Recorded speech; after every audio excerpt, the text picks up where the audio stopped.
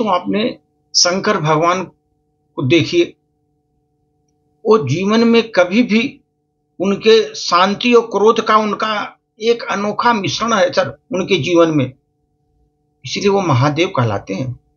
उन पर एक प्रस्तुति आप देखो, भगवान शिव के गले में सर्पों की माला पहने हुए हैं, पर कभी अपनी शांति का त्याग नहीं करते। उनके गले में सर्पों की माला है, फिर भी कभी शांति का जो है ना त्याग नहीं करते। वो सर्पों की माला धारण करना अर्थात अपने मुश्किलों को अपने ऊपर ले लेना, सभी मुश्किलों को अपने ऊपर ले लेना। दोस्तों, ये जीवन है तो मुश्किल आएगी ही, मुसीबत आएगी ही, मुश्किल तो आएगी ही। जो उन्हें हंस करके सह लेता है, जो अब मुश्किलों को हंसकर सह लेता है, वही शिव बन जाता है। और वही नहीं सह पाता, 100 बन जाता है सर। जो नहीं सह पाता 100 बन जाता है, और जो सह लेता है हंस करके, वो शिव बन जाता है। मुश्किलों का समाधान उन्हें अस्वीकार करना नहीं है, अपितु मुस्कुराना सामना करने में है। उनके मुस्कुरा कर सामना करने का है। कोई मुश्किल आता है, उसका समाधान हंसकर उसका मुकाबला करिए। अगर आपकी विषम घड़ी में भी अगर आप अपने चेहरे पर मुस्कान लाने की हिम्मत जुटा पाते हैं, तो विषम घड़ी में भी अगर आप चेहरे पर मुस्कान लाने की हिम्मत जुटा पाते हैं, तो आपकी आंतरिक शांति भंग करने की किसी की सामर्थ्य नहीं है जो आपकी आंतरिक शांति को भंग कर दे। शांत रहना उचित है, लेकिन अगर आपकी शांति अधर्म का प्रशय देती हो, तो वहां शांति से ज्यादा महत्वपूर्ण क्रोध हो जाता है। जब आपको शांति, अगर आपकी शांति अधर्म का छाया दे रही है, अधर्म का साथ दे रही है, उस समय क्रोध करना बहुत जरूरी है। भगवान शिव का रौद्र रूप का तो यही रहस्य है सर। द्वेषवश किसी ने किया गया क्रोध जहां अनिष्टकारी होता है, अहितकारी होता है, वहीं किसी हित के लिए किया गया क्रोध स्वयं के लिए शुभकारी होता है। किसी के हित के लिए किया गया क्रोध स्वयं के लिए शुभकारी होता है और हितकारी भी होता है। क्रोध किया यह महत्वपूर्ण नहीं है, क्रोध क्यों किया यह महत्वपूर्ण है। क्यों आपने क्रोध किया? लोकहित, लोक मंगल और धर्म को ग्लानि से बचाने के लिए अगर आप क्रोध किए, वो कल्याणकारी होता है। वही भगवान शिव का रौद्र रूप यही संदेश देती है हम लोगों को जीवन में। भगवान शिव तो कल्याण स्वरूप हैं, इसलिए उनका रौद्र रूप भी कल्याणकारक होता है जीवन में। भगवान शिव को प्रलय अथवा संहार का देव भी कहा जाता है।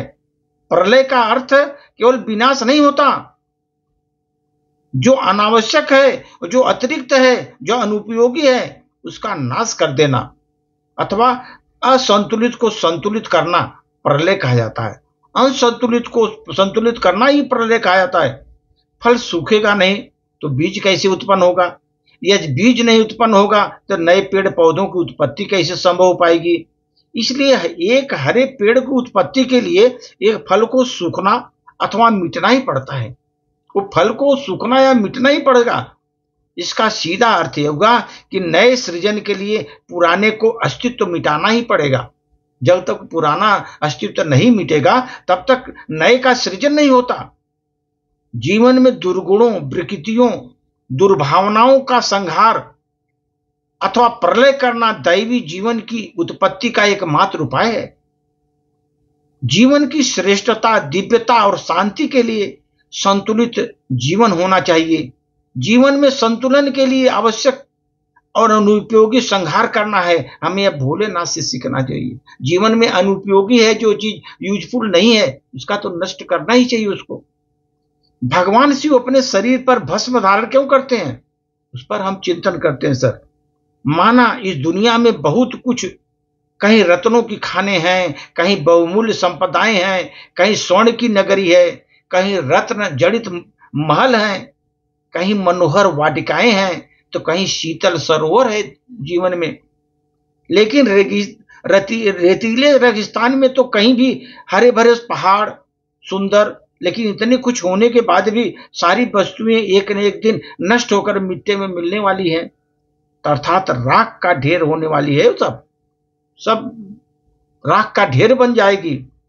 इस संसार में जो कुछ आज है वह कल मात्र और मात्र राख का ढेर से ज्यादा कुछ नहीं होगा। जीवन का अंतिम सत्य है सर, राख ही प्रत्येक वस्तु का सार है। इसी सार को तत्व भगवान शिव अपने शरीर में धारण करते हैं। भगवान शिव की भस्म कहती है उसको, किसी वस्तु के अभिमान मत करो तुम। भगवान शिव की भस्म कहती है किसी चीज की तुम अभिमान मत करो, क्योंकि प्रत्येक वस्तु एक दिन सामने राख बनने वाली है। आपका बल, आपका वैभव, आपकी संपदा सब यहीं रह जाने वाली है। प्रभु की कृपा से आपको जो प्राप्त हुआ है उसे परमार्थ में, परोपकार में, सत्कर्मों में, सेवा कार्य में लगाने के साथ साथ मिल बांट कर खाना सीखो, मिल बांट कर खाना सीखो। यही मनुष्यता है, यही दैवत्य है और यही जीवन का परम सत्य है। जीवन की परम सार्थकता उसी में है जब आप मिल बांट कर खाओगे तो। सामर्थ्यवान होकर भी शिव अन्याय अनीति को सबसे सहते रहना, यह अन्याय को बढ़ावा देने जैसा है। अगर सामर्थ्यवान होकर भी अन्याय और अनीति को आप सहते रहते रहे तो अन्याय को बढ़ावा दे रहे हैं आप एक तरह से। अगर आप सामर्थ्यवान हैं तो उसका विरोध करिए।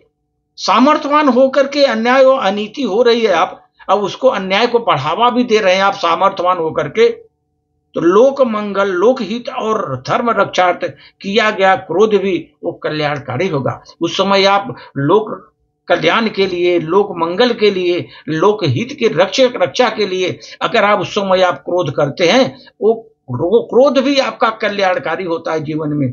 धन्य तो शिव भगवान से हमें ये सब चीजें मिलती हैं सर। क्रोध भी है उनके में, इसलिए उनके में क्रोध का और शांति का दोनों का एक सम्मिश्रण उनमें मिलता है, इसलिए भगवान शिव अजय अमर अविनाशी हैं सर। धन्यवाद।